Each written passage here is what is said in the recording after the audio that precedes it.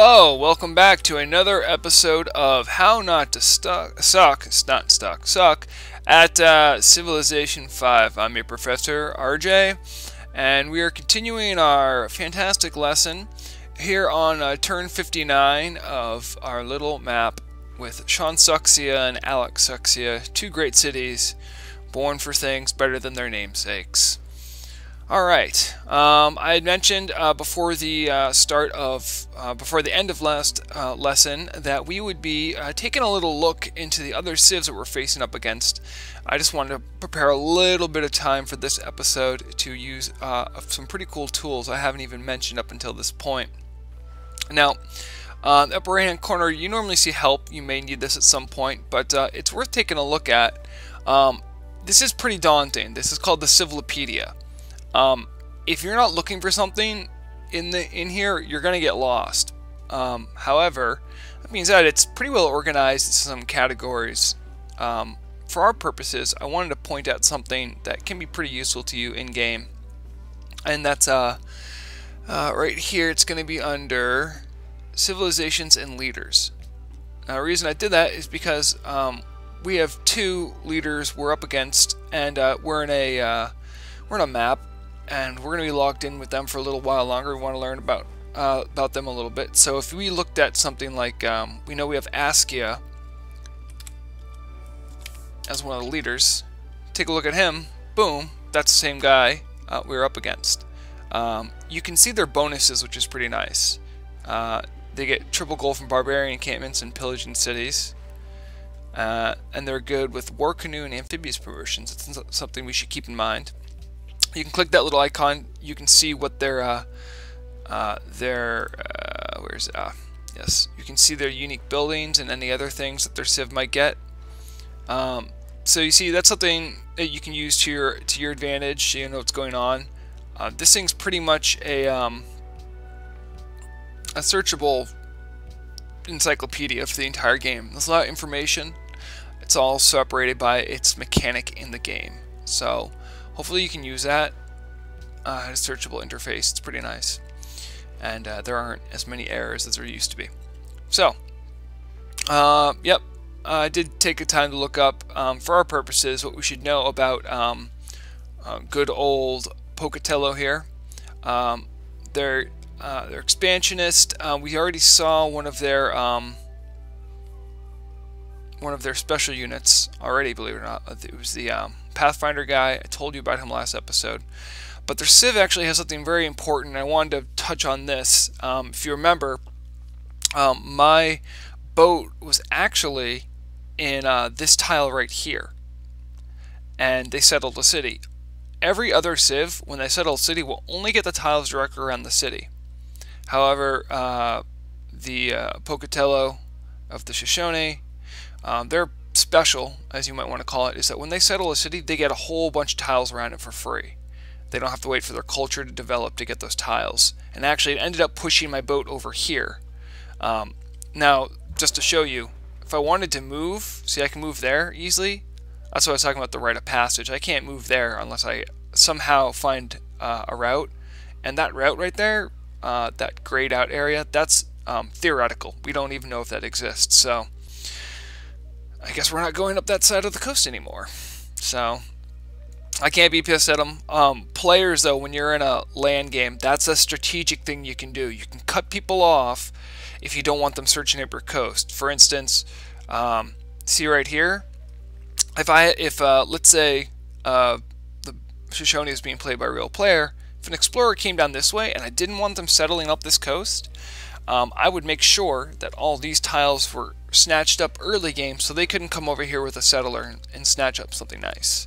So I'm not going to hold it against him, but that's definitely something that can happen in game. Well, knowing that I can't go that way anymore, I'm going to patrol his seas, see what he has going on. Maybe find any straggling barbarian boats. Doesn't seem to be the case. That's a good sign. That means a lot of stuff over on this side probably isn't dangerous to us. But we'll see as time goes on. Alright. Jumping back into the action. Our road's almost done, believe it or not, guys. Let's see. So you see right here, I do have the option to build road. this guy's going to be done road, and the next thing we're going to be doing is we're going to finish up these truffles, and I'll be showing you the roads when it's all done. Alright, so we got a couple things going on here. I could probably take out that scout, that guy right there. Yep, no problem. Boom. That guy's pretty weak as it was. Cahokia is, you saw that we did something for them. They're back to neutral for us, which is nice. It kind of makes up for trespassing in their land. It looks like they've toned it down a little bit, actually. So, got my Adelatists. They cannot shoot quite yet. So I'm going to get them in position to attack with range support next turn. I'd really like to discover this city-state so they know that I'm here. So maybe I can get bonuses for killing the barbarians. So that's why I didn't attack yet this turn. There are my mighty Adelatists that are exploring. They're just killing barbarians. Barbarian killing, again, is beneficial for us, not just because they're raging and they can potentially destroy us, but because they give me, thanks to my social policy of dipping into honor, I get culture, so that's important now. Everything seems to be pretty well set here. We're going to be getting a couple new buildings. Let's see what happens next turn. Maybe here too, I'm going to take a little peek at what maybe some of those other civs I met might be ready for me again. Let's actually start with that. I'm just going to talk to them. This is something you should do in general. There's two ways to do it. You can do it this way. You can pop in. I believe there's also a trade menu, which should be right about here. You can see resources and happiness. This isn't actually the one I technically wanted. This is also good just to track your economy. So no harm, no foul there. I think it may be something they only have in multiplayer. Maybe diplomacy overview. That's what you click. So you can click that rather than going through that entire menu. I can just take a peek in and see how everyone else is doing. Pocatello finally has some gold per turn, yeah, it's actually not so bad. Maybe we can do some of this stuff. Looks like ASCII is still not going to have any money that I probably would want to do for all this stuff. So I'm going to go here, go to Pocatello, then I'm going to strike up some trade deals. We have the embassy, of course. Now I have the crab, and I can say, what will you give me for this? Let's say, what would make this deal work for 3 gold per turn? He's saying he wouldn't make it fair enough for me. However, like I've said, I have plenty of crab, so it's okay. I'm going to propose this. Offer is generous and I accept. So we did a pretty friendly deal with Pocatello. The reason, of course, is that the crab's doing nothing for me. It's going to make him happy. He's a neighbor. I can assess a little bit of their military power right here. I know that I'm not first. I mean, technically could be them. I don't know yet. But that's something that's going to serve us well in the future. Alright. So here, first thing I wanted to do is try to poke my head into Zurich. Okay. We know we went the first to discover them. And because of that, we only get 15 instead of 30 gold. That's something you should keep in mind as you're exploring the world. Let's see, we have an archer there. So can I actually shoot that archer? I'm not in a huge rush to kill that camp. It would be nice to get it done soon. But I might kind of let this be a slow burn. There is a little technique called honor killings.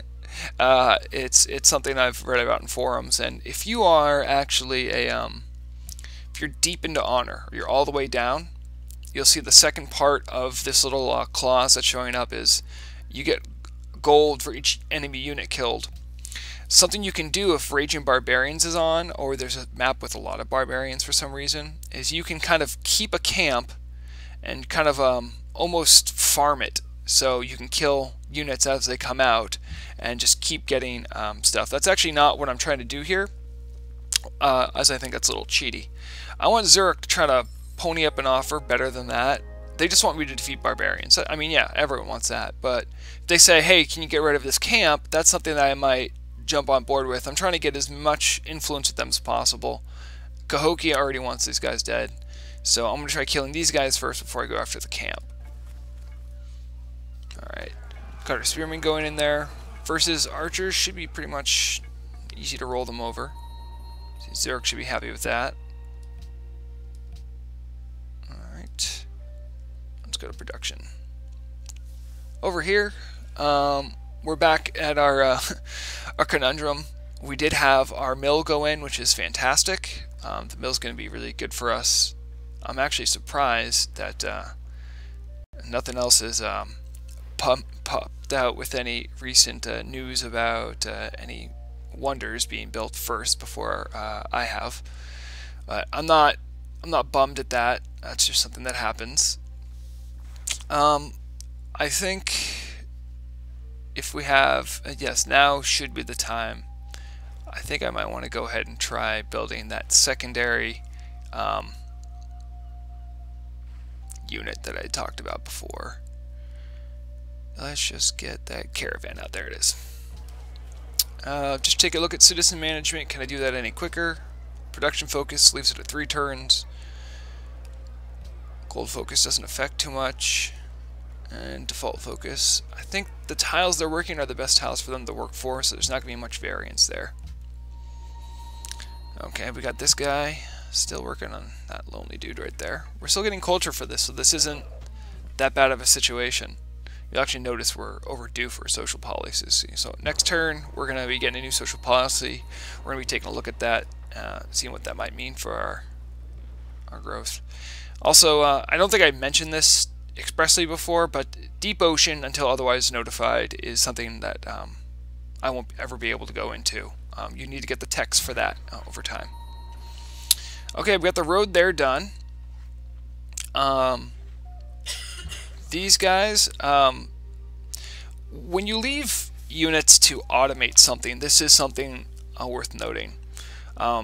They technically haven't spent their movement per turn to build the road yet, because they do it at the end of the turn.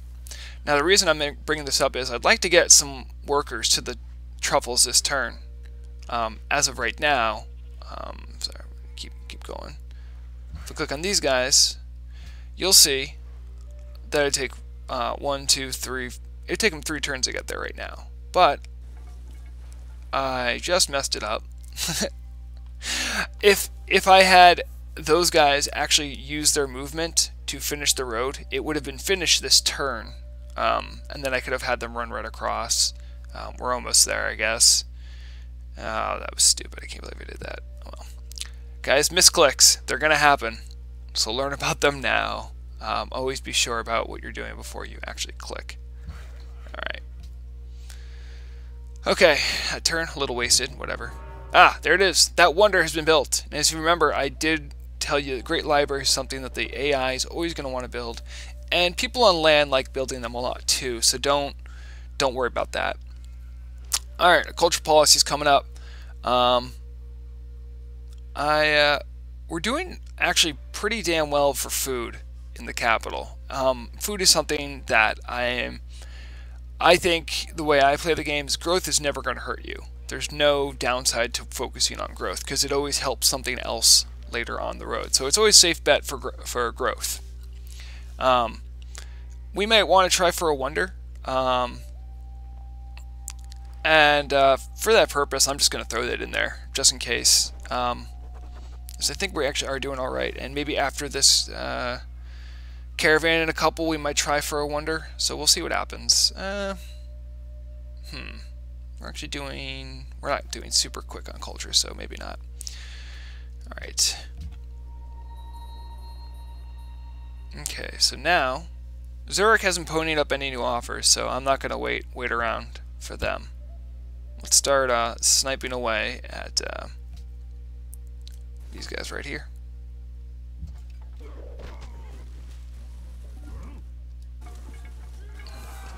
So far, so good. Pretty damaged. I wonder if my scout could take him out. It says that it might happen, so let's do it and see what happens. Go, Scouts, go. I believe in you.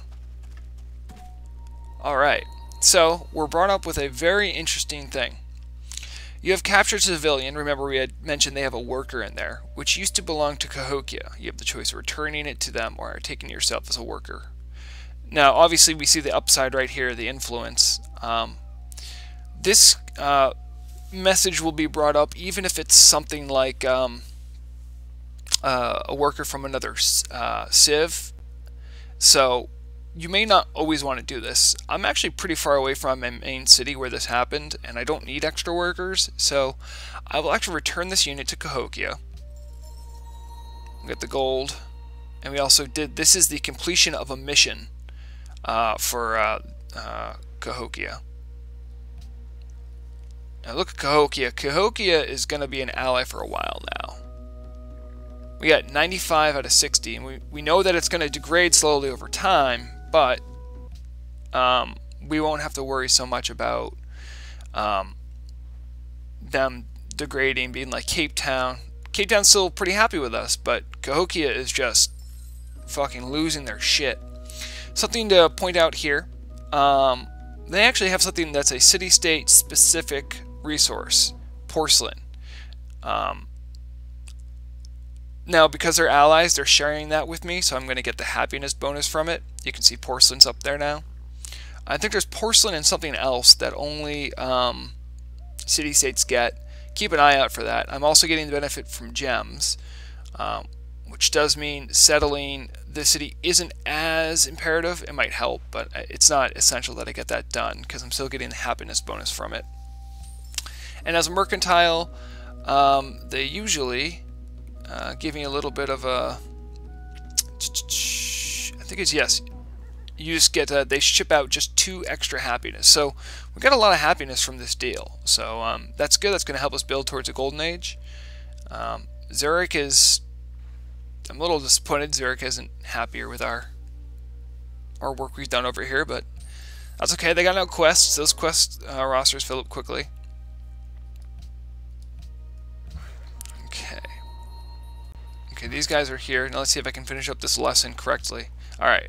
See how those guys start their turn there. They spent their movement before the end of the turn. Now I'm going to take these guys. And look, they can get all the way there in one turn. You see that mostly, if there wasn't roads there, that movement would have taken 1 because of forest, 2 because of mountains, and then 1, 2. So it would have taken me 3 turns to get there, and I just did it in 1 because of roads. At the beginning of next turn, we're going to get a little pop-up about how this is connected, so that's important to know. Alright, we killed that barbarian. Let's keep moving. There might be a camp down here, so I'm kind of curious. I got my trireme. Just want to finish exploring this coast here. I'm pretty sure it's gonna, yep, end right there. Worst things have happened. I'm probably gonna bring that boat back to my port harbor here and explore up this way. Let's see what's going on. We're gonna have our caravan soon. Oh, good for Pocatello. He's got the Great Lighthouse. Great Lighthouse is one of the wonders that I've occasionally dipped into. It's nice. It gives all your naval units +1 movement and +1 vision. So, yay, we got construction. That means we can start doing lumber mills. I'm a big fan of them. I'm going to auto path this guy actually down towards 1, 2, 3, 4. Let's get him right there in 4. That way I won't have to do it every turn. He'll eventually show up and he'll pop up to ask us when something prompts for him. I'm going to improve my scout's visibility because he might be the greatest scout ever known to man. These guys have been kind of out for a while. I'm thinking about bringing them back soon. But I really am curious what's on the other side of Zurich. And they're not super hurt, so I'm going to do that. I want to explore up this coast. I don't have any naval vessels in here. It's one of the reasons I actually do want a city there. So, alright, someone's actually become an ally of Zurich that I haven't even met. So that's something whoever it is probably over here, and I'll be meeting them shortly. We get this message. City connection between Alexuxia and your capital, Shansuxia, has been established. What does that mean? Well, if you saw, our gold per turn is coming up. And you also see right there in the breakdown, 3 gold from city connections. That's something that is the exact reason why we have this here. You can build them to other city-states or civs if you want. It can be beneficial in that way, but I don't usually do that because the cost of roads is usually beat by the benefit. However, if it's a longer road, like if I build a road to Cape Town, the benefit of the money probably wouldn't be worth it. Although it would be pretty great to be able to move units between us really quickly. Alright, back here, we got that, good. I want to go for this because I really want to get my units embarking onto water. We have a worker here, he's going to go work on truffles. And we have a worker here, may as well work on that camp because it's the only other tile that needs improvement that hasn't been improved except for our fishing boat area there. Now, see, now that's something I did expect. Alright, let's see. I want to start sniping away at them now. It's going to take a lot for me to conquer those guys because this is a missile unit and I can't do melee. So, yeah, and all my other military units are tied up here at the moment. It's not the most important thing for me to get done. I don't have any horses, unfortunately, so I don't use any horse things to move them down quickly, but... Okay. Well, maybe this turn we can check if Askia has changed anything with his money situation or with, see, it was only a matter of time. Alright, this could end up being pretty annoying for us. They're going to probably spawn quicker than I can kill them. So I'm going to have to go back and bring a retinue of other guys with me in order to be effective against them. We've explored as far as I think we can for now. Alright, we got some new buildings that came out with construction. You'll notice we have the Coliseum. That's great. It costs money, but it does give you happiness, and it's one of the only buildings that can just flat give happiness. When you play in harder difficulties, these are essential because happiness you get a hit for it just from your difficulty level. So it's good to know about that. I am still tempted to do a Colossus because I like wealth just so much, and you know, guys, I think now's the time to take that chance. We'll try to build our first wonder. We'll see what happens. I can't get it down in turns, so I'm not going to worry about it terribly. Also, our other city finally finished. Yay for them. I do want to encourage them to grow quicker. Library probably be my second choice, but granary, absolutely. Especially because we're going to have a deer here, and they get an extra bonus from deer. Okay, we're having him build a camp. That way we'll get truffles into our civ, making our people even happier. Alright, over here, moving out through Zurich. Now I get a good look at what's going on in Zurich. I might piss them off a little bit traveling across their land here, but worse things have happened. These guys are going to continue to heal up. Alright. Yes, a caravan. Now, I'm going to do something a little nifty here. Establish trade route. The only one it says that I can establish with is Alexuxia. But you see that, I can actually ship, I can give food to that to help them grow quicker, which is something they sorely need right now. Do that. And they got 3 turns. That's pretty good. You can see that moved up.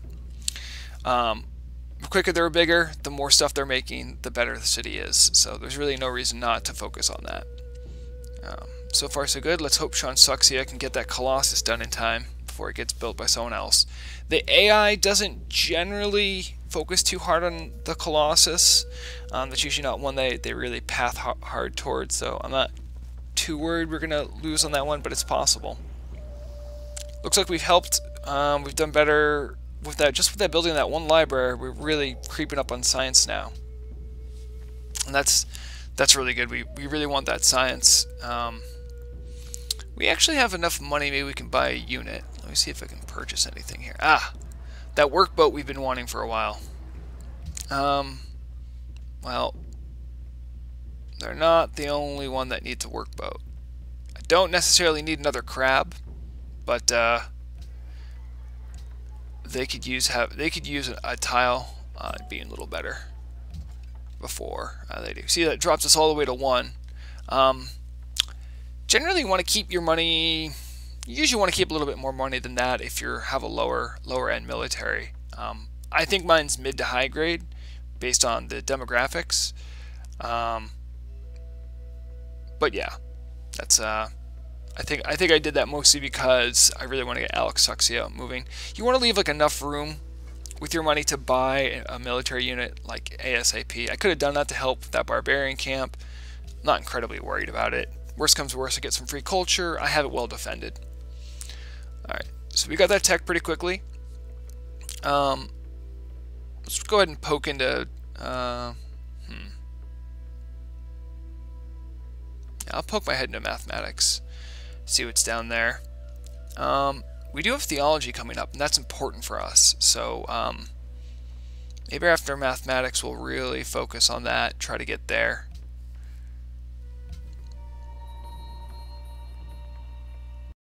Okay, here we go. Zurich still doesn't want anything from me, which is really a shame. I have a lot I can offer as a civ. Move my guys there. Oh, you see that little border right there? That is colored for another civ. I don't know whose color that is. I think that's a Persian or something. We will find out soon when it is time, but it is not our time yet. I may actually split my forces and search up there. I don't see any barbarian problems here, so those guys are still healing up. Alright, things are going alright for us. I'm going to build a camp there. We're actually in a pretty good holding pattern now. I keep forgetting to ask Askia. I hate saying that. Askia. Askia. Yeah. Anyway. Oh, hey, Stonehenge was built somewhere else. So we're starting to see some of the other civs are starting to focus on that stuff now. It's important to keep that in mind, that we can lose that at any turn now, really, is that someone could, you know, just pop up and say, hey, yep, no, I built the Colossus first. And what happens when that happens is it converts all your hammers you put towards this into money. It's not a very good conversion, but it's better than the game completely demoralizing you by giving you nothing. We have 2 Native American civs. Interesting. This is Hiawatha. They get all these bonuses for having woodlands, if I remember correctly. They're also a pretty peaceful civ, so that's good. Pokerhead didn't see trade. He is silver and ivory. That's pretty awesome. Let's see if we can get embassies going. Alright, that's good. What'd you give me for some crab? There we go. This guy has some money, and I have lots of crab, and it's a beautiful thing. I'm going to do that just to let the money roll in. What he gave me for gold per turn is maybe not the best, but it's better than nothing. Alright, see that we're at 9 monies now. Guys, we're getting 9 monies. I also see a civ up here. I'm going to poke my head up over this ridge.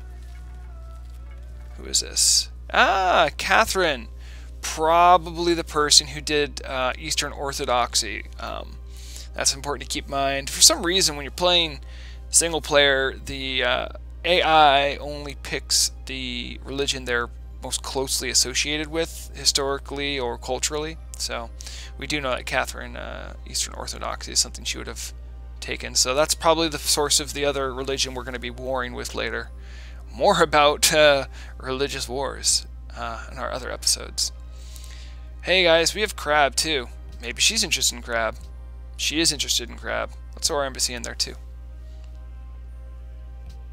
Guys, in one turn, we have gone from lonely shack in the woods bursting at the seams with Crab to international multifaceted crab transporters. We're now getting 15 gold a turn, and 15 of that is from other civilizations. That's pretty awesome, guys. That crab was doing nothing for us, and we're still getting happiness from the crab we do have still. So we're going to become a big player here. We're going to be making a lot of money. Money you can't even believe. Oh, it's going to be so awesome. Alright. Do you remember the first episode, first couple lessons, we were hurting for money. Looks like right now I'm doing Operation Honeypot with this poor barbarian here. The poor bastard's going to follow me right into my city and get killed. But better him than me, I always say.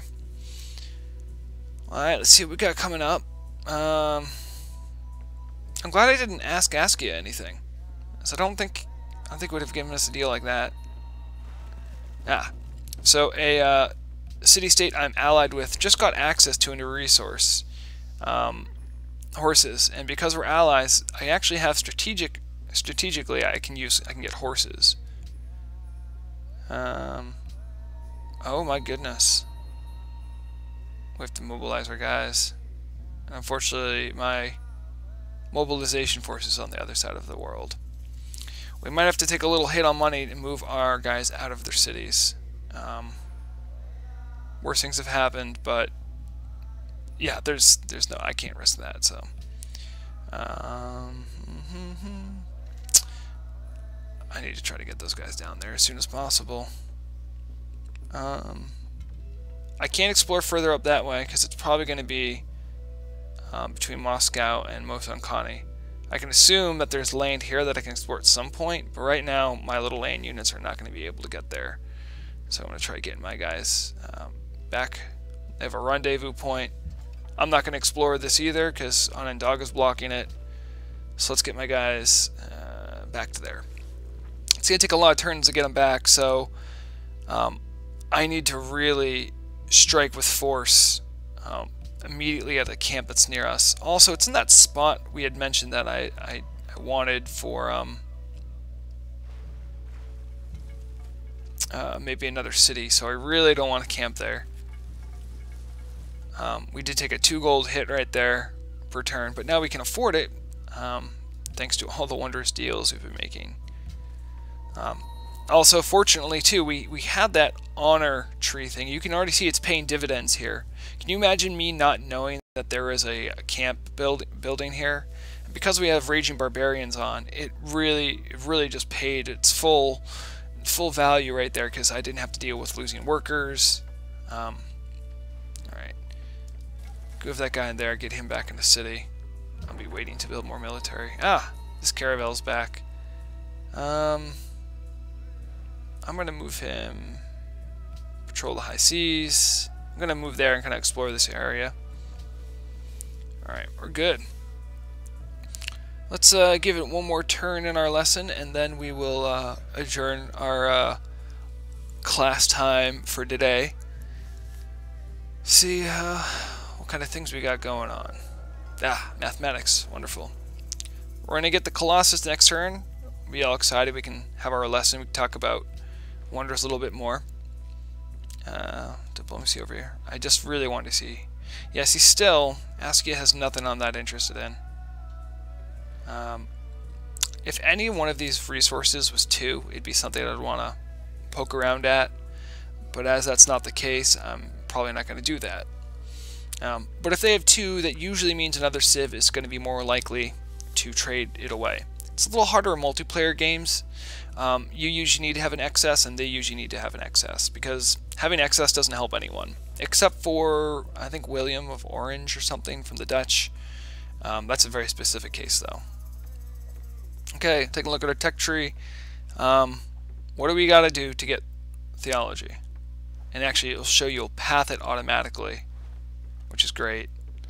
These things I want too, absolutely. But theology will be very, very good specifically for my Civ. If I wasn't doing it, I'd probably focus on currency because we're making a lot of money. But hey, that's just me. Alright, let's see. We're going to start our secondary campaign against the Barbarians. Try to get that guy moving. Alright, we have our worker here. He just finished truffles. As you can see, look at that. +4 from truffles. Things are really looking up for our city right now. He's going to finish that camp. You'll see that it's actually showing me that I should make lumber mills, which is something I mentioned I'm very excited to do. I'm actually going to have my Adellatus go there so we can save money on him. We need 60 gold to upgrade them. We can probably talk about upgrades next lesson as well. I'll have him camp out there for now. Alright, so we're ready to talk all about wonders, because I know we should be getting the Colossus next turn. Might get stolen from us and I'll probably have a hissy fit. We should be alright though. Do a second campaign against some nearby barbarians. Continue exporting crabs. We're looking into going towards we're in late early game and early mid game, and so turns are gonna kind of change their structure, how things go. We're less about survival, more about being viable on the world stage. So we're gonna take a look at that. Thank you very much everyone for attending class. This has been How Not to Suck at Civ 5 Brave New World. I am your professor, RJ. Thank you very much for watching. Like and subscribe. And as always, game hard and game